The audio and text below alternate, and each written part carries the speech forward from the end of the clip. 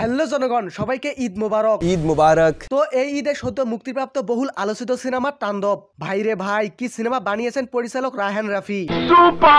তো সিনেমার কাহিনী শুরু হয় একটি টিভি চ্যানেলকে আটক করা নিয়ে। এরপর আস্তে আস্তে তার গল্পের বাঁকের সাথে সিনেমা এগোতে থাকে। তাণ্ডব সিনেমার প্রধান চরিত্রগুলোর মধ্যে ছিলেন শাকিব খান, আর সিয়াম আহমেদ, আর জয়া আহসান, আর আরফান নিশু, আর সাবিলা নূর, আর আরো অনেকে। তাণ্ডব সিনেমার প্রধান ও মেইন চরিত্রে অভিনয় করেছেন শাকিব খান। ভাইরে ভাই, কি অভিনয় তার, সাথে ডায়লগ ডেলিভারি, ফেস এক্সপ্রেশন, এক কথায় দুর্দান্ত। এবার হিরো থেকে সুপার হিরো। এরপর সাবিলা নূর ছোট্ট একটি ব্যাক স্টোরিতে শাকিব খানের সাথে অভিনয় করেছেন নূর আপা। তবে অভিনয়টা ভালোই করেছেন। তার সাথে আবার লিচুরো বাগানে গানে আপা ভালোই নেচেছেন। যাই হোক, সব মিলিয়ে এই আপা অভিনয়ে 10-এ 10 পাবেন।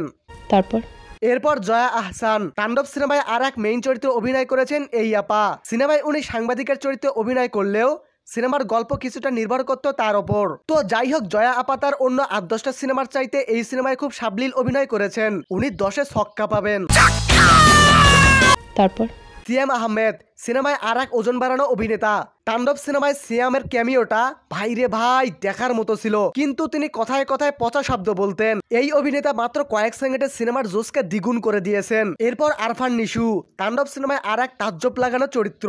অবশ্য তাণ্ডব সিনেমার মুক্তির আগে অনেকের নিশুকে নিয়ে অনেক অ্যালার্জি ছিল, তবে এটা অবাঞ্ছিত আকাঙ্ক্ষা। তো যাই হোক, তাণ্ডব সিনেমায় এক কথা দেখার মতো ছিল। তবে সিনেমার আর আধা ঘন্টা বাড়িয়ে দিয়ে সিনেমা শেষ করলে আমার মনে হয় ভালো হতো। সিনেমা দেখে শান্তি পাওয়া যেত একদম। তো যাই হোক দর্শক, আজকের ভিডিও এই পর্যন্তই। ভিডিও ভালো লাগলে ভিডিওতে লাইক দিন, আর তাণ্ডব সিনেমা দেখে থাকলে কমেন্টে জানান আপনার অনুভূতি।